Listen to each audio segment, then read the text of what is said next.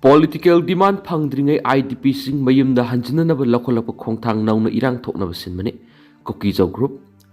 New Delhi the BJP ki National General Secretary BL Santos amari North East Coordinator Summit Path mayatang balauduna mite amari Kuki Kanglu ki leiriba party sigi MLA sing ahan boina amat oina phamina duna pangthokiba mifamadubu yaningdaba phongdokpaga loinana Kuki Kanglu miyamna taliba political demand si phangdringai lengangna IDP singbu masagi mayumda hanjinanaba lakolakkiba khongthang asi amuhana mite amari Kuki miyam ki marakta nauna irang thoknanaba sinma thong amani haina kulai paiba village volunteer Eastern Zone BBEZ na akan mawapam phongdokli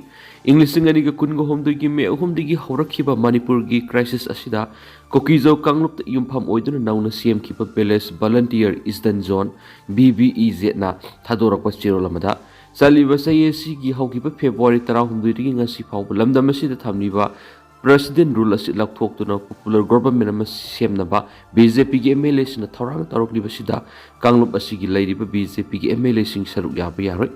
mite amadi Kuki miyam ki marakta physical amadi geographical oina ngasi phawba khaidoknaduna leiriba Kuki MLA singna kawredabani hanis phongdokli English ngani ga kungo humdigi me humdigi hauduna Kuki miyamna taliba separate administration ki demand India lengana athupa matamda recognize tawduna legislature yawa union territory ama pigadabani hainisu center da takslakli Village volunteer Eastern Zone BBEZ ki information and publicity wing na khuyek piduna thadorakpa chirol asina makhatan hai Manipur thokliba crisis asina maram oiduna tungan relief camp sing da sangjafam lawduna leiriba IDP singbu masagi memda hanjinanaba mari leinaba authority ki maikeri gi nauna pekhalakliba khongthang asi makhatana mite madi Kuki miyam gi marakta nauna irang thoknanaba sin thorang ama oigani Kuki miyamna taliba political demand asi pidringai IDP singbu mayumna hanjinanaba thorang amata lokhatpa yaro henisu mari leinaba authority ki matakta section 1 thamlakli Security force na singamasum tamda khulai lakhatpada michal mikhai naibigi mami sauna tari 51 motor shell gi bomb ama pokhairapadi gi angau hum sokli Kakshing district ki maitai khulam oiriba palel ga yumlo nana khundaminari ba Kuki furup sing namna khundapa mafam am oiriba Tengnopal district ki manung chana leiba Molnoi khul area da 51 motor shell gi bomb ama angang sing na khangdabdigi paiduna sanaruba pokhairapadi gi angau hum sokli Soklaba angang sing adu 26 AR sector headquarter palel gi army hospital kalaktuna ahan baleng chatharba matungda makhata baleng chathanabagi damakta Chuchampur medical college ta pukredi thaudo odugi matana press ta phamu pawgi matungna soklaba anga ahum adudi Henugau hau baite sei tara ma ki manang nupa Zamgun sei baite sei nipan apokpa thaudang len baite amasum ngamsun mang haukip sei nipan apokpa lekhidraba haukolen haukip ne hari ngarang thul sarona pungama makhairum tarakora bom adu palel police tagi panglap lap tana meter sa humrum chatlaga leiba ngamsun mang haukip hairiba anga sigi yumgi sumang pokhai hibri loinna thaudo odur anga sina atopa anga ani adudigi khare hena aso open nang khibne hari thaudo odugi matang na hen ma langla langjin khangdu na thaudok thupamda Tenopal police ki team ma sangsindu no pekhat pham to thau thorom sing pe kredi nakala maram na bom adu mafam sadana taduna leramdigi angang sing aduna khullaga paiduna sanarubadigi thokliba thaudokla natragana bom atom batokramna mafam adu leramlibano Kuki na namna tapa mafam sing yengsin mina bleitabdigi asiguma bom asi marang kaina leirabra haibigi praja miyamna yamna sauna singnaba wafam ama oheli kiramasigi matangda hauzik paliba piarlenga sigi asengba asuma pakhum ama praja miyamna khorana khangningli Loinana matokram na yumaduna mapangal kalaba bom adu leiramlibano haibisi chapsana khangmangam natri maitai singda landana ba Kuki singna paisillaga thamlibra natragana Kuki larhulup masil ungkhatna badagi kuthokna ba yawrabadi madura sisinna ba thamlibra haibadusu khangmangam dri police ki mekedi gari guma wafam amata phongdoktuna thamli ningsing mayabadi haukiba sai English ngani ga kunga mari gi August thada India lenga kasu tawnariba United Kuki Liberation Front UK LF ki lanwisingna molnoi gi khulngakpa Kuki village volunteer sing gi marakta akan mamon khuthokna bigi thaudo ama molnoi khulda thokki maduda Kuki gi miyoi mari sikhi ama so molnoi da lebe UK LF ki ship ama gi yumsu Kuki miyam na mai thaduna tangoi olan khibigi thaudo ama su laikhrabani ꯂꯥꯟ ꯃꯅꯨꯡꯗ ꯁꯨꯇꯤ ꯂꯧꯔꯕ꯭ꯔꯥ? MUꯗ Manipur science Congress ꯍꯧꯗꯣꯛꯂꯝꯂꯒ governor ꯅꯨꯃꯤꯠ 6ꯅꯤꯒꯤ ꯈꯣꯡꯆꯠꯇ ꯗꯦꯜꯂꯤꯗ ꯆꯠꯈ꯭ꯔꯤ꯫ ꯃꯦ 3, 2019ꯗꯒꯤ ꯍꯧꯔꯛꯈꯤꯕ ꯃꯅꯤꯄꯨꯔꯒꯤ ꯂꯥꯟꯒꯤ ꯋꯥꯔꯣꯏꯁꯤꯟ ꯍꯧꯖꯤꯛ ꯐꯥꯎꯕ ꯃꯅꯤꯄꯨꯔ ꯑꯃꯗꯤ ꯌꯨꯅꯤꯌꯟ ꯂꯩꯉꯥꯛꯅ ꯄꯨꯔꯛꯇꯕꯗꯒꯤ ꯁ꯭ꯇꯦꯠ ꯑꯁꯤꯒꯤ ꯍꯥꯏꯋꯦꯁꯤꯡ ꯌꯥꯎꯅ ꯂꯝꯕꯤꯁꯤꯡꯗ ꯂꯥꯟ ꯁꯣꯛꯅꯕ ꯐꯨꯔꯨꯞ ꯃꯁꯤꯜꯒꯤ ꯃꯤꯑꯣꯏꯁꯤꯡ ꯆꯪꯅ ꯊꯣꯛꯅ ꯇꯧꯕ ꯌꯥꯔꯛꯇꯕꯒ ꯂꯣꯏꯅꯅ ꯔꯤꯂꯤꯐ ꯀꯦꯝꯞꯁꯤꯡꯗ ꯆꯪꯖꯐꯝ ꯂꯧꯍꯜꯂꯤꯕ ꯃꯤꯑꯣꯏꯁꯤꯡꯕꯨꯁꯨ ꯂꯣꯏꯅꯃꯛ ꯃꯁꯥ ꯃꯁꯥꯒꯤ ꯃꯌꯨꯝꯗ ꯍꯟꯖꯤꯟꯍꯟꯕ ꯉꯝꯗꯕꯗꯒꯤ IDPꯁꯤꯡꯅ ꯃꯥꯡꯖꯤꯜ ꯊꯥꯅ ꯆꯣꯡꯊꯣꯔꯛꯇꯨꯅ ꯃꯈꯣꯏꯕꯨ ꯃꯁꯥꯒꯤ ꯃꯌꯨꯝꯗ ꯍꯟꯖꯤꯟꯍꯟꯕꯤꯔꯣ ꯍꯥꯏꯔꯛꯄꯒ ꯂꯣꯏꯅꯅ ꯀꯣꯀꯣꯃꯤꯅ ꯃꯤꯌꯥꯝꯒ ꯂꯣꯏꯅꯅ ꯗꯤꯃꯥꯟ ꯑꯁꯤꯕꯨ ꯁꯧꯒꯠꯂꯗꯨꯅ ꯑꯀꯟꯕ ꯈꯣꯡꯖꯪ ꯆꯪꯁꯤꯜꯂꯛꯄꯗꯒꯤ ꯕꯤꯁꯅꯨꯄꯨꯔ ꯗꯤꯁꯇ꯭ꯔꯤꯛꯀꯤ ꯑꯣꯏꯅ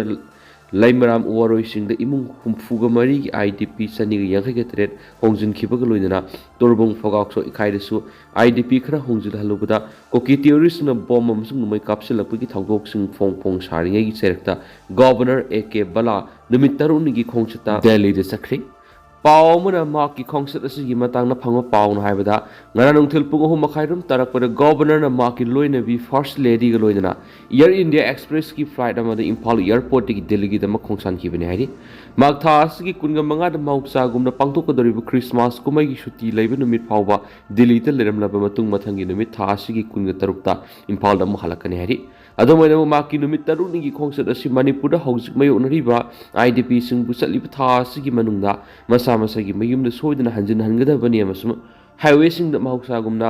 ꯐ꯭ꯔꯤ ꯃꯨꯚꯃꯦꯟ ꯇꯧꯍꯟꯒꯗꯕꯅꯤ ꯍꯥꯏꯕꯒꯤ ꯑꯀꯟꯕ ꯈꯣꯡꯖꯪ ꯆꯪꯁꯤꯜꯂꯛꯂꯤꯉꯩꯒꯤ ꯆꯩꯔꯛꯇ ꯊꯥ ꯑꯁꯤꯒꯤ 13 ꯅꯨꯃꯤꯗꯥꯡꯗ ꯀꯨꯀꯤ ꯇꯦꯔꯣꯔꯤꯁꯁꯤꯡꯅ ꯇꯣꯔꯕꯨꯡ ꯐꯣꯒꯥꯎꯆꯥꯎ ꯏꯈꯥꯏ ꯇꯝꯅ ꯕꯣꯝ 9 ꯑꯃꯁꯨꯡ ꯅꯣꯡꯃꯩ ꯃꯔꯨ 200 ꯀꯥꯞꯁꯤꯟꯗꯨꯅ ꯑꯀꯟꯕ ꯂꯥꯟ ꯅꯍꯧꯗꯅ ꯆꯠꯊꯔꯛꯈꯤꯕꯗꯒꯤ ꯃꯤꯌꯥꯝꯅ ꯊꯣꯏꯗꯣꯛ ꯍꯦꯟꯗꯣꯛꯅ ꯇꯝꯄꯥꯛꯀꯤ ꯐꯨꯔꯨꯞꯁꯤꯡꯅ ꯄꯦꯟꯗꯕ ꯐꯣꯡꯗꯣꯛꯅꯔꯛꯄꯅꯆꯤꯡꯕ ꯊꯧꯗꯣꯛꯁꯤꯡ ꯊꯣꯛꯂꯛꯄꯗꯒꯤ ꯃꯔꯤ ꯂꯩꯅꯕ ꯌꯨꯅꯤꯌꯟ ꯂꯩꯉꯥꯛꯀꯤ ꯃꯤꯅꯤꯁꯇ꯭ꯔꯤ ꯑꯣꯐ ꯍꯣꯝ ꯑꯦꯐꯤꯌꯔꯁꯅꯆꯤꯡꯕ ꯃꯤꯅꯤꯁꯇ꯭ꯔꯤ ꯈꯔꯒꯤ ꯃꯀꯣꯛ ꯊꯣꯡꯕ ꯑꯣꯐꯤꯁꯤꯌꯦꯜꯁꯤꯡꯒ ꯎꯅꯔꯨꯅꯕ ꯆꯠꯈꯤꯕ ꯈꯣꯡꯆꯠ ꯑꯣꯏꯕ꯭ꯔꯥ ꯅꯠꯇ꯭ꯔꯒꯅ ꯃꯍꯥꯛꯀꯤ ꯈꯣꯡꯆꯠ ꯑꯁꯤꯗ ꯐꯥꯔꯁꯠ ꯂꯦꯗꯤꯁꯨ ꯂꯣꯏꯅꯈꯤꯕꯅꯤꯅ ꯁꯨꯇꯤ ꯂꯧꯔꯒ ꯆꯠꯈꯤꯕ꯭ꯔꯥ ꯍꯥꯏꯕꯁꯤꯒꯤ ꯃꯇꯥꯡꯗꯗꯤ ꯑꯣꯐꯤꯁꯤꯌꯦꯜ ꯑꯣꯏꯕ ꯄꯥꯎ ꯐꯪꯉꯝꯗ꯭ꯔꯤ꯫ ꯑꯗꯨꯝ ꯑꯣꯏꯅꯃꯛ ꯊꯥ ꯑꯁꯤꯒꯤ ꯑꯃꯗꯒꯤ ꯍꯧꯔꯗꯨꯅ ꯀꯣꯀꯣꯃꯤꯒꯤ ꯃꯤꯠꯌꯦꯡ ꯃꯈꯥꯗ ꯂꯝꯕꯣꯏ ꯈꯣꯡꯅꯥꯡ ꯈꯣꯡꯅ ꯂꯩꯕ ꯔꯤꯂꯤꯐ ꯀꯦꯝꯞꯗ ꯂꯩꯔꯛꯂꯤꯕ IDPꯁꯤꯡꯅ ꯆꯤꯔꯣꯟ ꯁꯤꯖꯤꯟ ꯇꯧꯗꯨꯅ ꯉꯁꯤ ꯐꯥꯎꯕ ꯂꯦꯞꯇꯅ IDPꯁꯤꯡꯕꯨ ꯃꯁꯥ ꯃꯁꯥꯒꯤ ꯃꯌꯨꯝꯗ ꯊꯥ ꯑꯁꯤꯒꯤ ꯃꯅꯨꯡꯗ ꯍꯟꯖꯤꯟꯍꯟꯒꯗꯕꯅꯤ ꯍꯥꯏꯗꯨꯅ ꯈꯣꯡꯖꯪ ꯆꯪꯁꯤꯜꯂꯛꯇꯨꯅ ꯅꯨꯃꯤꯠ ꯈꯨꯗꯤꯡꯒꯤ ꯃꯉꯣꯟꯗ ꯑꯏꯕ ꯋꯥꯀꯠꯁꯤꯔꯣꯜ ꯃꯦꯃꯣꯔꯤꯅꯆꯤꯡꯕ ꯄꯤꯁꯤꯟꯗꯨꯅ ꯅꯨꯃꯤꯠ ꯃꯁꯤꯡ ꯊꯦꯛꯇꯨꯅ ꯂꯩꯔꯛꯂꯤꯉꯩ ꯆꯩꯔꯛꯇ ꯀꯔꯤꯒꯨꯝꯕ ꯃꯍꯥꯛꯅ ꯁꯨꯇꯤ ꯂꯧꯗꯨꯅ ꯆꯠꯈꯤꯕ ꯑꯣꯏꯔꯕꯗꯤ ꯃꯅꯤꯄꯨꯔꯒꯤ ꯃꯤꯌꯥꯝꯅ ꯃꯔꯨꯑꯣꯏꯅ IDPꯁꯤꯡꯅ ꯍꯦꯟꯅ ꯋꯥꯔꯧꯅꯔꯛꯄ ꯌꯥꯏ꯫ ꯑꯗꯨꯝ ꯑꯣꯏꯅꯃꯛ ꯉꯔꯥꯡ ꯅꯨꯃꯤꯗꯥꯡ ꯑꯊꯦꯡꯕ ꯐꯥꯎꯕꯗ ꯃꯍꯥꯛꯀꯤ ꯈꯣꯡꯆꯠ ꯑꯁꯤ ꯁ꯭ꯇꯦꯠ ꯑꯁꯤꯗ ꯍꯧꯖꯤꯛ ꯑꯣꯏꯔꯤꯕ ꯐꯤꯕꯝꯁꯤꯡ ꯑꯁꯤꯒꯤ ꯋꯥꯔꯣꯏꯁꯤꯟ ꯄꯨꯔꯛꯅꯕ ꯆꯠꯄ ꯈꯣꯡꯆꯠ ꯑꯣꯏꯈꯤꯕ꯭ꯔꯥ ꯅꯠꯇ꯭ꯔꯒꯅ ꯁꯨꯇꯤ ꯂꯧꯗꯨꯅ ꯆꯠꯈꯤꯕ꯭ꯔꯥ ꯍꯥꯏꯕꯗꯨꯗꯤ ꯈꯪꯕ ꯉꯝꯈꯤꯗꯦ꯫ ꯕꯣꯔꯗꯔ ꯐꯦꯟꯁꯤꯡ ꯀꯛꯊꯠꯂꯝꯕꯒꯤ ꯋꯥꯊꯣꯛ MHAꯒꯤ ꯁꯦꯀ꯭ꯔꯦꯇꯔꯤꯅ ꯆꯠꯂꯒ ꯌꯦꯡꯁꯤꯟꯈ꯭ꯔꯤ꯫ ꯀꯨꯀꯤ ꯈꯨꯠꯂꯥꯏ ꯄꯥꯏꯕꯁꯤꯡꯅꯤ ꯍꯥꯏꯅ ꯆꯤꯡꯅꯕꯁꯤꯡꯅ ꯍꯧꯈꯤꯕ ꯗꯤꯁꯦꯝꯕꯔ 2ꯗ ꯆꯥꯟꯗꯦꯜ ꯗꯤꯁꯇ꯭ꯔꯤꯛꯀꯤ ꯆꯥꯡꯄꯣꯜꯗ ꯍꯧꯖꯤꯛ ꯆꯠꯊꯔꯤꯕ ꯉꯝꯈꯩ ꯁꯝꯕꯜ ꯈꯥꯔꯤꯕꯁꯤꯗ ꯃꯤꯇꯔ 200 ꯔꯣꯝ ꯁꯥꯡꯅ ꯃꯈꯣꯡꯁꯤꯡ ꯀꯛꯊꯠꯂꯒ ꯑꯃꯥꯡ ꯑꯇꯥ ꯊꯣꯛꯍꯜꯂꯝꯈꯤꯕ ꯑꯗꯨ ꯃꯤꯅꯤꯁꯇ꯭ꯔꯤ ꯑꯣꯐ ꯍꯣꯝ ꯑꯦꯐꯤꯌꯔꯁꯀꯤ secretary border management doctor Rajendra ꯀꯨꯃꯥꯔꯅ ꯌꯦꯡꯁꯤꯟꯕꯒ ꯂꯣꯏꯅꯅ ꯑꯋꯥꯡꯕ ꯊꯥꯛꯀꯤ ꯁꯦꯀ꯭ꯌꯨꯔꯤꯇꯤ ꯃꯤꯇꯤꯡ ꯄꯥꯡꯊꯣꯛꯇꯨꯅ ꯂꯩꯔꯤꯕ ꯉꯝꯈꯩꯗ ꯆꯦꯛꯁꯤꯟ ꯊꯧꯔꯥꯡ ꯂꯧꯈꯠꯄꯒꯤ ꯊꯕꯛ ꯍꯦꯟꯅ ꯀꯟꯈꯠꯍꯟꯅꯕ ꯈꯟꯈ꯭ꯔꯤ꯫ ꯄꯥꯎꯒꯤ ꯂꯤꯈꯨꯟꯁꯤꯡꯅ ꯐꯣꯡꯗꯣꯔꯛꯄꯒꯤ ꯃꯇꯨꯡꯏꯟꯅ ꯌꯥꯝꯅꯃꯛ ꯃꯊꯧ ꯇꯥꯔꯛꯄꯗꯒꯤ ꯉꯝꯈꯩꯗ ꯈꯥꯔꯤꯕ ꯁꯝꯕꯜ ꯀꯛꯊꯠꯄꯅꯆꯤꯡꯕ ꯍꯥꯟꯅꯗꯒꯤ ꯂꯩꯔꯤꯕ ꯑꯁꯥꯝ ꯔꯥꯏꯐꯜꯁꯀꯤ ꯃꯊꯛꯇ ꯕꯣꯔꯗꯔ ꯁꯦꯀ꯭ꯌꯨꯔꯤꯇꯤ ꯐꯣꯔꯁꯀꯤ ꯀꯥꯡꯕꯨꯁꯨ ꯆꯪꯁꯤꯟꯗꯨꯅ ꯂꯩꯈ꯭ꯔꯦ ꯍꯥꯏꯔꯤ꯫ ꯌꯨꯅꯤꯌꯟ ꯍꯣꯝ ꯁꯦꯀ꯭ꯔꯦꯇꯔꯤꯅ ꯗꯤꯁꯦꯝꯕꯔ 18ꯗ ꯏꯝꯐꯥꯜꯗ ꯊꯨꯡꯂꯔꯒ ꯃꯇꯨꯡꯗ ꯉꯔꯥꯡ ꯃꯣꯔꯦꯗ ꯆꯠꯇꯨꯅ ꯃꯐꯝ ꯑꯅꯤꯗ ꯏꯟꯗꯣ ꯃꯦꯟꯃꯥꯔ ꯕꯣꯔꯗꯔ ꯐꯦꯟꯁꯤꯡꯒꯤ ꯃꯤꯇꯔ 200 ꯔꯣꯝ ꯍꯦꯟꯅ ꯀꯛꯊꯠꯂꯒ ꯑꯃꯥꯡ ꯑꯇꯥ ꯊꯣꯛꯍꯜꯂꯝꯈꯤꯕ ꯑꯗꯨꯒꯤ ꯃꯇꯥꯡꯗ ꯌꯥꯎꯅ ꯃꯗꯨꯒꯤ ꯊꯕꯛꯁꯤꯡ ꯄꯥꯏꯈꯠꯄꯗ ꯊꯦꯡꯅꯔꯤꯕ ꯁꯤꯡꯅꯕꯁꯤꯡ ꯑꯃꯁꯨꯡ ꯆꯦꯛꯁꯤꯟ ꯊꯧꯔꯥꯡꯒꯤ ꯊꯕꯛꯁꯤꯡ ꯍꯦꯟꯅ ꯀꯟꯈꯠꯍꯟꯅꯕꯒꯤ ꯃꯇꯥꯡꯗ ꯔꯤꯚꯤꯌꯨ ꯃꯤꯇꯤꯡ ꯄꯥꯡꯊꯣꯛꯇꯨꯅ ꯀꯨꯞꯅ ꯌꯦꯡꯁꯤꯟꯈꯤ꯫ MHAꯒꯤ ꯁꯦꯀ꯭ꯔꯦꯇꯔꯤ ꯕꯣꯔꯗꯔ ꯃꯦꯅꯦꯖꯃꯦꯟꯠꯅ ꯏꯟꯗꯣ ꯃꯦꯟꯃꯥꯔ ꯉꯝꯈꯩ ꯄꯔꯤꯡꯒꯤ ꯌꯥꯝꯅ ꯃꯔꯨꯑꯣꯏꯈ꯭ꯔꯕ ꯃꯐꯝꯁꯤꯡꯗ ꯄꯥꯏꯈꯠꯂꯤꯕ ꯏꯟꯐ꯭ꯔꯥꯁ꯭ꯇꯔꯛꯆꯔ ꯄ꯭ꯔꯣꯖꯦꯛꯠꯁꯤꯡ ꯑꯃꯁꯨꯡ ꯁꯦꯀ꯭ꯌꯨꯔꯤꯇꯤꯒꯤ ꯆꯦꯛꯁꯤꯟ ꯊꯧꯔꯥꯡ ꯂꯧꯈꯠꯄꯒꯤ ꯃꯇꯥꯡꯗ ꯃꯔꯤ ꯂꯩꯅꯕꯁꯤꯡꯒ ꯋꯥꯐꯝ ꯀꯌꯥꯁꯨ ꯈꯟꯅꯈꯤ꯫ ꯃꯍꯥꯛꯀꯤ ꯈꯣꯡꯆꯠ ꯑꯁꯤꯒꯤ ꯃꯅꯨꯡꯗ ꯌꯨꯅꯤꯌꯟ ꯍꯣꯝ ꯁꯦꯀ꯭ꯔꯦꯇꯔꯤ ꯕꯣꯔꯗꯔ ꯃꯦꯅꯦꯖꯃꯦꯟꯠꯅ ꯐ꯭ꯔꯟꯠꯂꯥꯏꯟ ꯂꯩꯔꯤꯕ ꯕꯣꯔꯗꯔ ꯄꯣꯁꯁꯤꯡꯗ ꯍꯛꯊꯦꯡꯅꯅ ꯆꯠꯇꯨꯅ ꯌꯦꯡꯁꯤꯟꯕꯒ ꯂꯣꯏꯅꯅ ꯁꯔꯚꯦꯂꯦꯟꯁ ꯏꯟꯁꯇꯣꯂꯦꯁꯟꯒꯤ ꯊꯕꯛꯁꯤꯡ ꯃꯁꯤꯗ ꯊꯕꯛ ꯊꯧꯔꯝꯁꯤꯡ ꯂꯧꯈꯠꯄꯗ ꯃꯥꯌꯣꯛꯅꯔꯤꯕ ꯁꯤꯡꯅꯕ ꯀꯌꯥꯒꯤ ꯃꯇꯥꯡ ꯌꯥꯎꯅ ꯊꯕꯛ ꯊꯧꯔꯝꯁꯤꯡ ꯍꯦꯟꯅ ꯈꯨꯃꯥꯡ ꯆꯥꯎꯁꯤꯟꯅ ꯆꯪꯁꯤꯟꯕ ꯌꯥꯅꯕ ꯐꯤꯗꯕꯦꯛꯅꯆꯤꯡꯕ ꯂꯧꯈꯤ꯫ ꯑꯁꯥꯝ ꯔꯥꯏꯐꯜꯁ ꯗꯤꯁꯇ꯭ꯔꯤꯛ ꯑꯦꯗꯃꯤꯅꯤꯁꯇ꯭ꯔꯦꯁꯟ ꯑꯃꯁꯨꯡ ꯇꯣꯉꯥꯟ ꯇꯣꯉꯥꯟꯕ ꯁꯦꯀ꯭ꯌꯨꯔꯤꯇꯤ ꯑꯦꯖꯦꯟꯁꯤꯁꯤꯡꯒ ꯂꯣꯏꯅꯅ ꯑꯋꯥꯡꯕ ꯊꯥꯛꯀꯤ ꯃꯤꯐꯝ ꯄꯥꯡꯊꯣꯛꯇꯨꯅ ꯄꯦꯇ꯭ꯔꯣꯂꯤꯡꯒꯤ ꯊꯕꯛ ꯊꯧꯔꯝꯁꯤꯡꯗ ꯃꯤꯠꯌꯦꯡ ꯆꯪꯕꯒ ꯂꯣꯏꯅꯅ ꯃꯇꯝ ꯃꯇꯝꯒꯤ ꯑꯣꯏꯅ ꯈꯨꯗꯛꯇ ꯄꯥꯎ ꯐꯥꯎꯗꯣꯛ ꯐꯥꯎꯖꯤꯟ ꯇꯧꯕꯒꯤ ꯊꯕꯛ ꯍꯦꯟꯅ ꯀꯟꯈꯠꯍꯟꯅꯕ ꯋꯥꯐꯝꯁꯤꯡ ꯃꯤꯐꯝ ꯑꯗꯨꯗ ꯈꯟꯅꯈꯤ ꯍꯥꯏꯔꯤ꯫ ꯗ꯭ꯔꯣꯟ ꯑꯃꯁꯨꯡ advance sensor system sizinaba yauna matamga sunaraba monitoring techniques sizinaduna yamna atuba matamda smart border management framework semganaba khanki yamna sensitive oiba mafamna security force na kathokpaga loinana mathau pangthokpa sibu thakatpa phungdokladuna government na india gi apunbagi saktam ka hendana thamnaba loinana loni aba mona ngamkhai lana lalon itik tawbigi thabak khongjel yangsin hanba honabaga mari leinaba wafam sing phongdokhi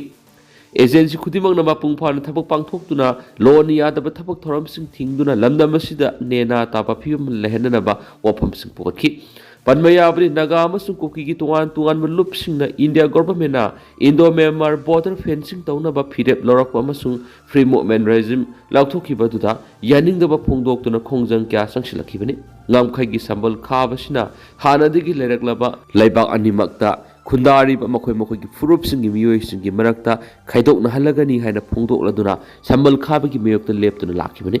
masigi khongjang asigi marakta haukiba December ani da Indo-Myanmar border pillar number 67 amasung 68 ki marakta leiba Sandil district ki manung sanba sangpol khunmanata sarona meter sani rom sangna hana sambal khaba loikraba fencing gi makhong sing loina kakthalaga ama anda tholamani tat madauna PDF tigi singu loksinkhri pothok yamna leiba Myanmar gi Mandalay region gi People's Defense Force PDF na paisinur leiruraba singu tawnama sum setpanla haina khangnaba khunamadi Myanmar military tat madauna loksin bangamkhri hauki basa English ngani ga kunga mari dagi hauna PDF na mogok momek thabekchin madaya amasum singu loksin na hanna landarakpaga sona leiba security force da landabata natana state ki factory sing amasum workshop sing mai thadokpa miam gi lanthum sing munba amadi state na mapu oiba ground resource sing namduna lakshilaga lanai oina sijinaduna mafam aduwa de leiba khunja sing tanthorkibani PDF na satharaki thabak sing aduna leiba adugi sentungi phibam phakat hanbada asabu thaudang lauduna lakliba mafam sing adu chaliba sahi sigi July thadagi hoduna mathang lokshin kibaga loinana cement factory yauna atai factory sing mai thaki amadi torel sing gi mathakta saba thong sing amadi dam phawa thuaki PDF na satharaki thabak sing aduga mari lainana Myanmar military na counter terrorism operation sa thabau kibaga loinana mathang PDF na lokshin kiba mafam sing handoktuna sian khraba miyam kauksinduna hanagumna lehen bokre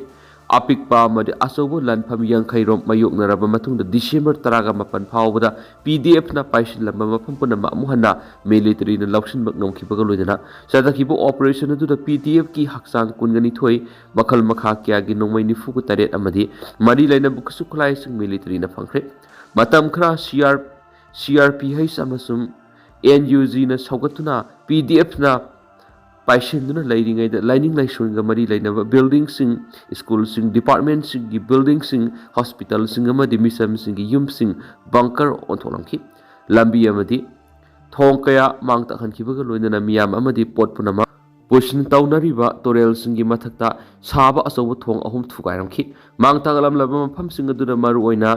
singu taun amasum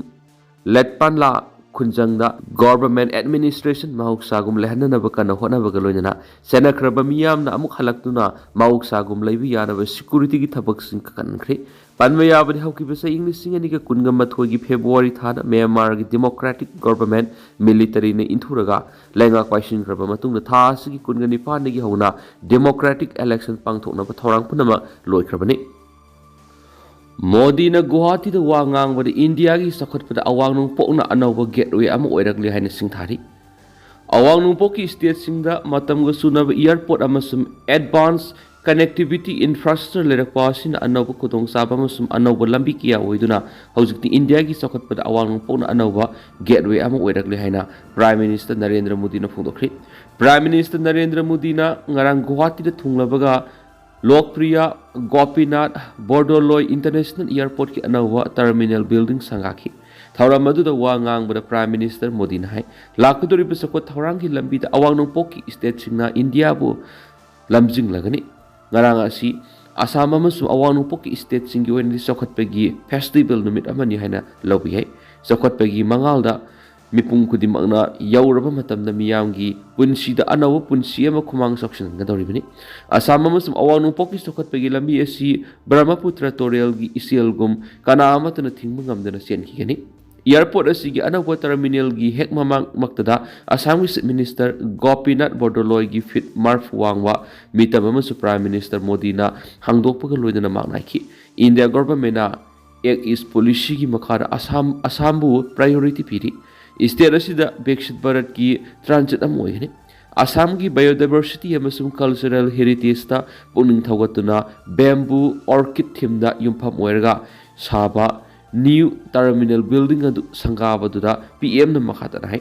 हौकिबा सही तरागा मथुएसिदा असम तोवान बा असौबमदी historic ओइबा infrastructure project कया लुपा कोटी लाख कया संगना पेरख्रे project कया मना लोसिंख्रे Modi नाखी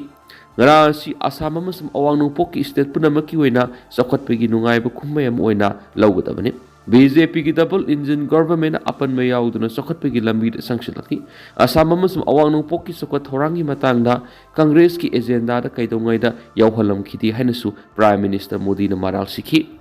Thauramadu Assam ki Chief Minister Himanta Biswa Sarmana airport asina Assam khakta natana awang nungpok apun bigi oina connectivity tourism amasum economic growth ta hena mapangal kangkhat halaga naiki Prime Minister na hayang leba sigi exam thagadriba mahiroi singda pigadaba pauzalam oina parikya pacers program gi sarwa moina school mahiroi kunga mangaga Brahmaputra Torel da cruise ship amada tonglaga wari sanagani madugi matungda PM na nauna saba sohid samarak khetra tamna sakani hairiba memory asi Assam movement sikiba mi sanipan ko humfugi ningsing ko bamni Prime Minister makhata na lupa ko tilising taragani thuisang na sagadaba ammonia urea fertilizer project ki bumi puja tawani Nam rupta pangtok pamiyangi mi pamrus modi na wangangan henisu paus na makata na fungdokti. Tentang na sumna mayam na thamjaramge aduga hausiko ina di mayam paus matasa lusinjarage amasu makata wa anawba update mayam punang ngai mina national siki maikeri ki mayang pamna makata na thamjari.